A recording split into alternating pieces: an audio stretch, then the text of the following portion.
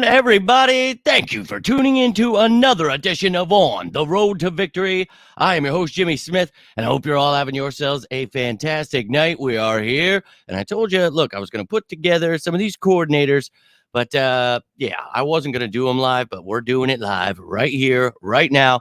I was going to put together the offense and the defense. Then we're going to talk about all of it live because I know no matter what I do, people are going to want to talk about the other things. So, look, I'm going to talk about the offense. You can ask whatever questions you want, but going to focus on the top candidates here. And we've got 32 names to look at, but top 10 we're going to take a deeper dive into, take a look at their resumes, what's going on with these guys, and why they should come to the Eagles. So I appreciate each and every one of you taking the time here tonight. If you have any questions, comments, feel free to get them down below. Appreciate you hitting that like button, subscribing, all the things you're doing to support the channel.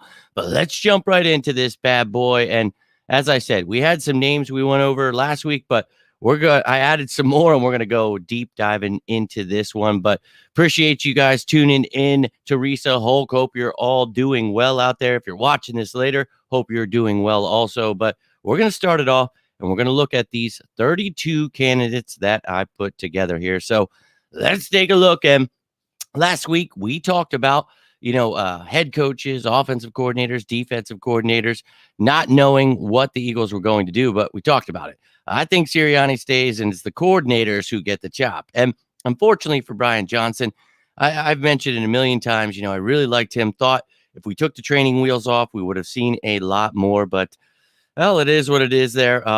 He is gone now. Best of luck to him. Now the Eagles need to look to add an offensive coordinator. Now the question becomes, do you look for, one of these younger, bright minds, with the McVay tree or Stefanski, all these guys, Shanahan?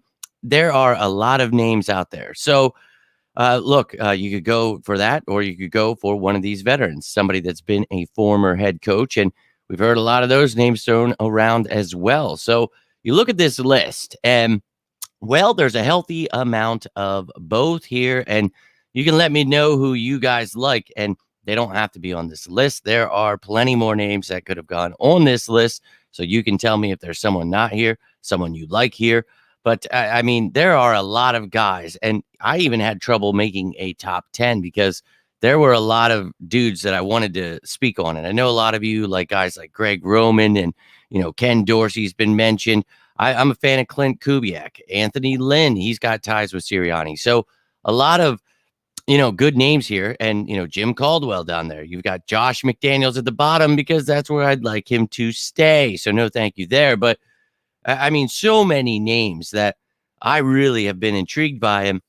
Again, I like Brian Johnson. You guys know that. It's unfortunate that, he was let go. But, hey, this is the NFL world. It just is what it is. And somebody had to be used as a scapegoat like Sean Desai was last year for Matt Patricia. So it is what it is. But we're going to take a look now at my top 10. And you guys see, obviously, a lot of names to choose from there. So I'm looking for a lot. So we're going to talk about that here, and appreciate you all tuning in. My man, Christian, let's go. Appreciate you, my man. And John Gruden, no thanks. Jay Gruden, no thanks. Did not add either of those to the list, but let's take a look here. And again, there are going to be so many names I'm sure you guys can think of that aren't on that list. I could name you 50 right here, but I gave you the list of people I was more intrigued by. But any names you guys are interested in, feel free to let me know. I'm good on any of the Grudens, but you guys got anybody else you want to throw out there? Let me know. But we're going to take out and go Birds. Appreciate you tuning in. Doing well, man. Appreciate you tuning in. Hope you are well also. But let's jump into this. Looking at the top 10, and we're starting it off with the guy everybody wants to talk about here. And Frank Reich, obviously, we know who he is. We know he was able to win a Super Bowl, Doug Peterson and staff, and obviously he's got ties with Nick Sirianni as well. So we're all very familiar. Now, the last couple of years, he's been let go. Obviously, getting fired by the Panthers this year. He had a little stint there with the Colts, brought in Wentz. Nothing worked out there for him. He was let go. But he has had a long career, time there with Peyton Manning back in the day. So, look, I like Sirianni, or I like Reich, and I like his familiarity with Sirianni. So maybe he could help him out. So I do have him in my top 10 here. Not my number one candidate, but I do like him. And when I say, that's not my choice, it's because, well, he's just not my top choice. But I do like Frank Reich. I'm not against it. And again, that familiarity, somebody who's been a head coach before, he can help. Obviously, it would be flip flopping there when Sirianni was working under him before. Now it would be he working under Sirianni, but maybe they could help each other out.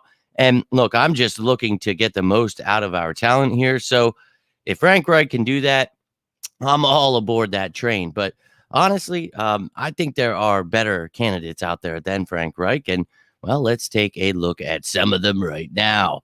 So Chad O'Shea, and you can let me know how you feel about Reich, if you'd like him, this, that, the other thing, whatever's on your mind, let me hear it. But let's take a look at Chad O'Shea, somebody that's worked under Kevin Stefanski, Brad Childress, even. You guys remember him. But he was a Super Bowl winning coach. He was the wide receivers coach for the Patriots. And, he's got a good pedigree there. But you can see quite a long history here. And obviously, he took a minute till he got to be a volunteer assistant for the Chiefs.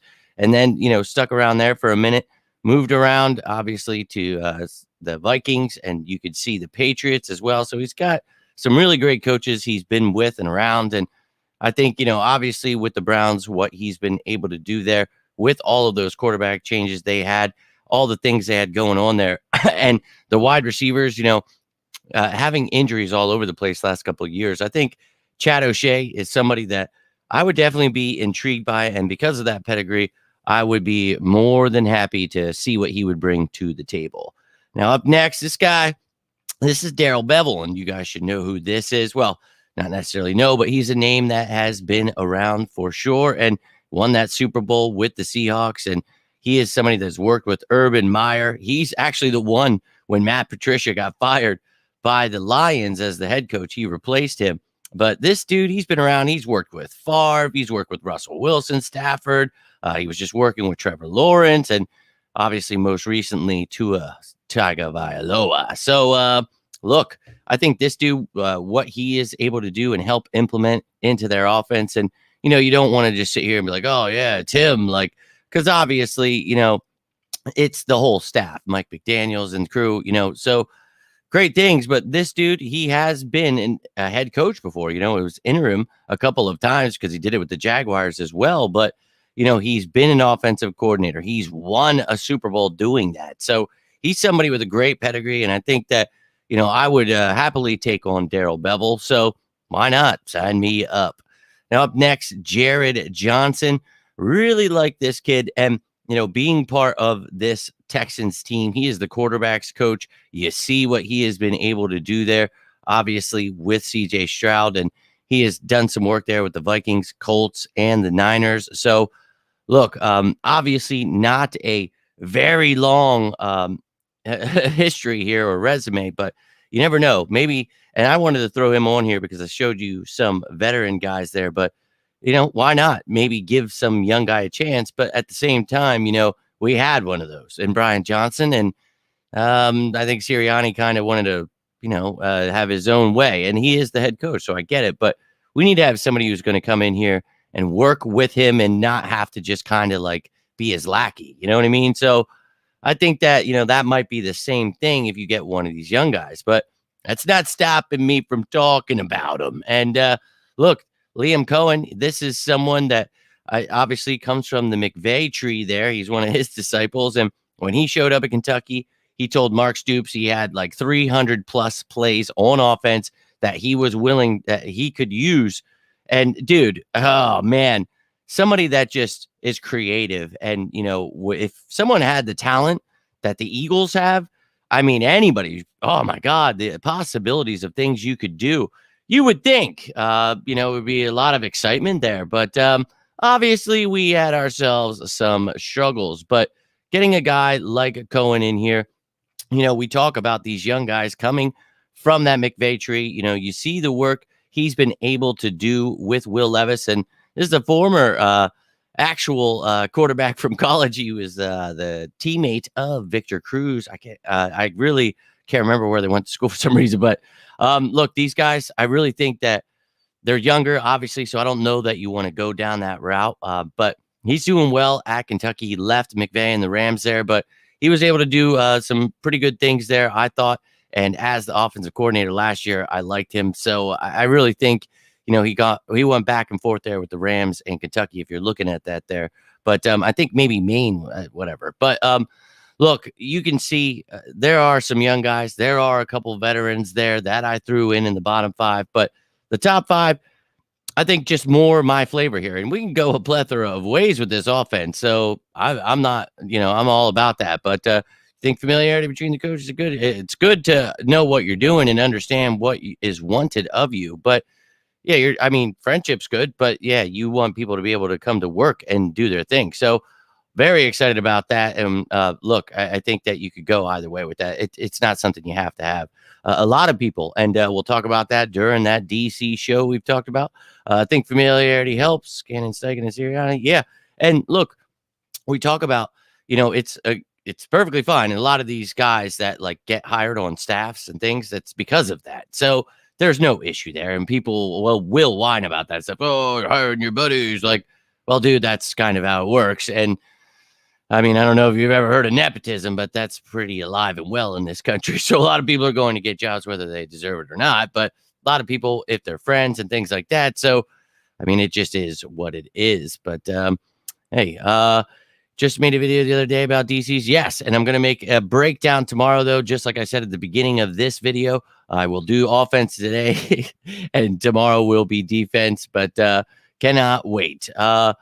Just wondering, no doubt. Brian Callahan, good. Yeah, sure. Why not? But here's the thing. Someone's not going to leave the Bengals and come here. If they go get a head coaching job, yeah. Now, I think, didn't Callahan just get the job with the Titans, I want to say? I can't remember. But that's why you're not going to see some of these guys that are offensive coordinators. Like you did see some offensive coordinators, and the reason for that is because the team got rid of like their head coach or is getting a new head coach, and yeah, their staff's probably going to change. So that's why those guys are there. But I didn't put anybody. You're not going to make a lateral move. Only way you would really do that is if you were offered more, like you're going to be play calling, you're going to do this, and it's something that they're not doing at the current team. I mean, you saw that with Eric Bieniemy doing that with the Commanders. Obviously he was with the Chiefs, and I guess there was more promise there. He had more, he was calling plays, getting to do that stuff. So we'll see. But yeah, I think I'm pretty sure, man. I don't know if you want to look it up, but I can real quick for you. But Brian I want to say that that's who the Titans hired, isn't it? I'll take a gander real quick for you. Inside the Titans hiring of Brian Callahan. So yes, Brian Callahan is the offensive coordinator or the head coach for the Titans now. So, and yeah, you guys heard me, and it was really weird watching the Ryan Nielsen like movement get started after that. And we talked about it. I'm like, that's always so weird. But yeah, you guys know how much I liked him. Had him and Avero at the top of my list when we talked about them last week. But yeah, he went to the Jags as DC, so unfortunate. But yeah, that's a great question. We'll see for sure. But let's get into this top five, and no problem at all, man. Let's jump into this. Got to try to make this as quick as I can. Like I said, I didn't want to do this one live, but I figured I'd try to do it for you so we could discuss it as we go. And then the defense going to do that. And on Friday, I will have Fan Friday. We will discuss all of your questions, everything. But if you have any on this, feel free to get them in. Now, let's look at number 5 here. And this is someone we talked about last year. Pep Hamilton, somebody with obviously a very long resume here. And he did some great work there with Andrew Luck. And I think, last year we talked about him, for a while. And he was the offensive coordinator. Obviously, last year didn't have any work there. But, he was there with the Texans for a little bit. He's been with the Chargers.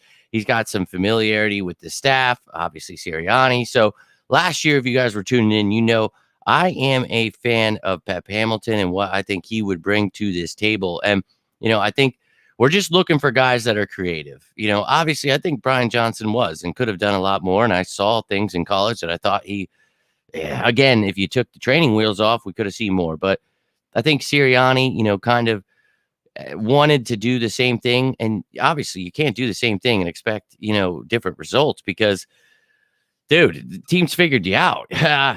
So we're looking at guys that have had work, obviously his work with Andrew Luck. I'm looking at people that have been able to help quarterbacks, people that I don't think Jalen Hurts needs help. I just think Nick Sirianni, this offense need help. accentuating our quarterback's skill set, man. I just really think you need to open up this playbook. And dude, these guys would get it done. All of these names I'm mentioning here. So, I mean, we've seen it, and their work, obviously, some of these guys that aren't coordinators, it's hard to tell exactly what they're doing, but we talk about just the work they're doing with some of these guys and getting the opportunities. And, these are names talked around the league as, being guys that need opportunities. So, hey, we're going to hope that if they do get that chance, they know what the hell they're doing. Now, up next, I've got T. Martin. Maybe this is a weird one for you, but really like this dude. I do.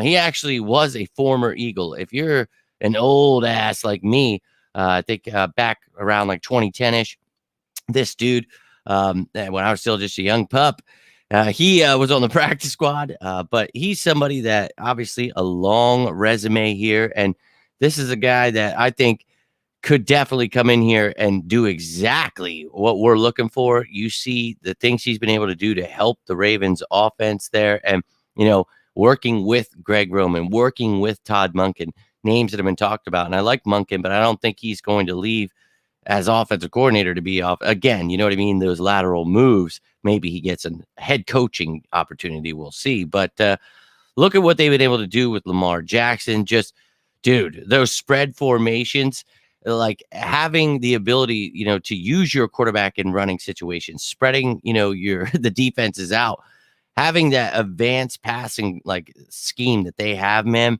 I would really, really like to see some of that, some of these quick throws, things where, you're kind of, you're built to run, but you can do so many things because you are accentuating to your damn quarterback skill set. That's what they're doing. They've got an MVP caliber guy and they've built their team around it. I mean, I thought that's what we were doing. And then I don't know, man. So maybe, a little diamond in the rough there. So for these final four, you're going to see I'm kind of going young, old. So got the young guy. Maybe you give him an opportunity here to be an offensive coordinator. And clearly he did that at USC. But at the NFL level, hey, maybe we give him a shot. Now, up next, Byron Leftwich. And I told you the other day, this is one of my top guys. And I know, like what? Why Byron Leftwich? But look, he was able to help the Bucs win a Super Bowl there with Bruce Arians. And I really think that you guys know, I've talked about him as a player, big fan of his game and a big fan, of his coaching too. And I think obviously, only one stint there with the Bucs, didn't have a job last season. I remember hearing he called the Steelers and was trying to help them out. So that's pretty cool. He was like a backup at one point on the Steelers, Big Ben. So, I mean, there's a lot of praise for how smart of a guy Byron Leftwich is. And if you watched him back in the day at Marshall or with the Jags or, the Bucs or the Steelers, wherever you know him from, I am a fan of Byron Leftwich. And I think that, looking at resumes can, scare you sometimes if it's something short like that. But for me, man, I think he would be excited to work with someone like Jalen Hurts and be able to open things up, call plays, and again, more of these spread formations. And dude, we just need to see more. Just all the things we talked about at the end of the season, play action, seeing motion. I just really felt like there was just so much. And, not just spread formations, those condensed formations too. Just being more creative would be great. So that's what I'm trying to look at.